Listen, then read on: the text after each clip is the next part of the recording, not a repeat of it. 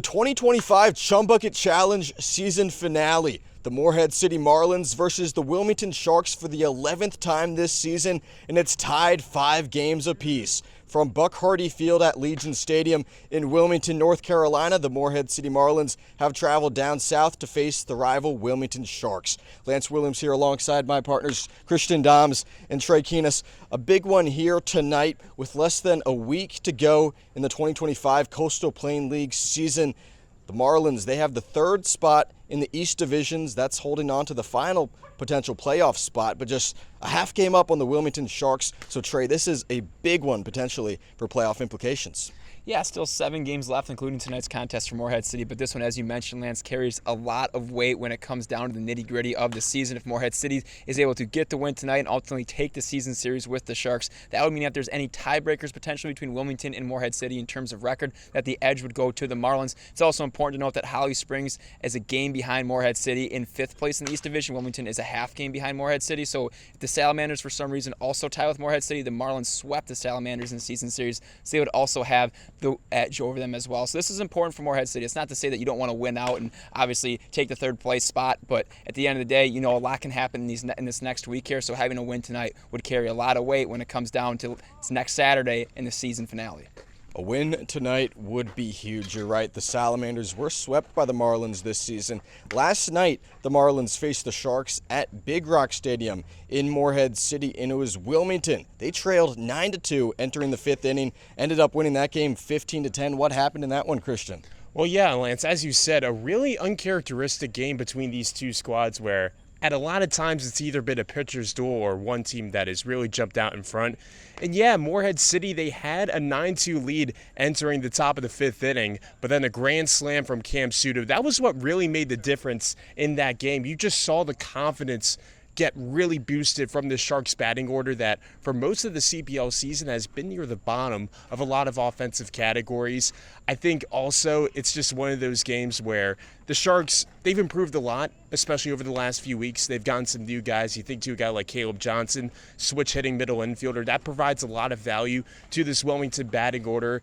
And you can tell right now they're playing their best baseball. So it's important for Morehead City to maybe limit some of those runs tonight, which should be a lot easier to do at Buck Hardy Field, a ballpark that in this season series, just one team has gotten a home run here. That was the Sharks, but should be a bit of a lower scoring affair tonight. Yeah.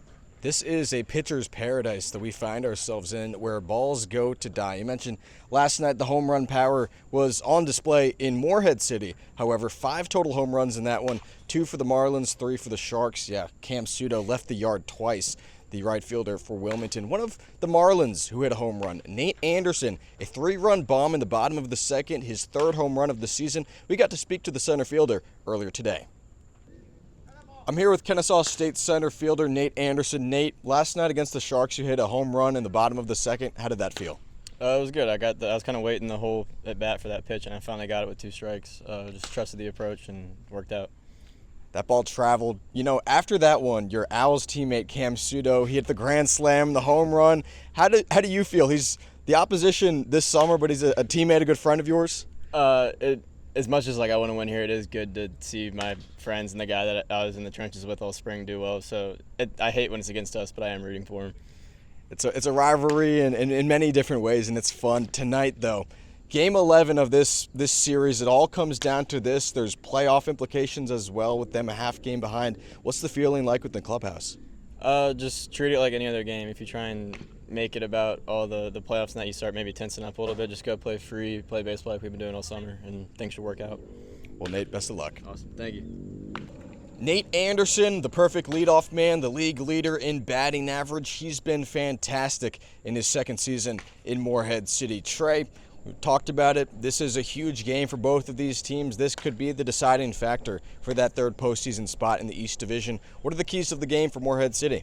I think in games like these that carry a lot of weight, what it really comes down to is winning all 3 facets of the ball game. Do you win offensively? Do you win on the bump? And do you win defensively, right? Controlling those fielding errors. And I think for Morehead City, we've seen it all season long. When this offense is rolling, they're a really tough team to beat. Obviously, we saw last night that not being the case, but you saw some errors in the field as well. 2 errors committed. This is a team, when they get behind in games, they also don't bode very well. So if this offense is rolling right out of the gate and the team that's really playing out in front, I would expect Morehead City to be able to take advantage of that and roll and almost put on cruise control throughout the course of the game. So I think for them tonight, it's just offense, right? We talk about Buck Hardy Field. The ball doesn't travel well here. You got Seth Edgerton on the mound tonight that shut him out last time, 5 scoreless innings. How do you respond to that, right? Is this a team that's going to play down their level of competition? Are they going to rise to the occasion? And I think what that comes down to, again, can you win all 3 facets? Usually I've yet to find many baseball teams that don't win all 3 facets and don't win the game. So I think, again, it's about controlling the fielding errors. We mentioned Tyler DeLuzio also starting tonight. This is a guy that has primarily been out of the bullpen over the course of his pitching career, making his first start for Morehead City in over 3 summers played here.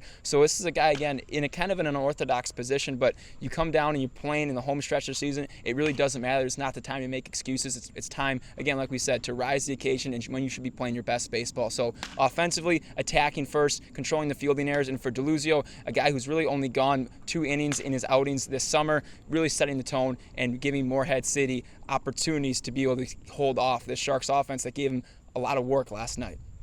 DeLuzio, this will be his first start, as you mentioned, Trey.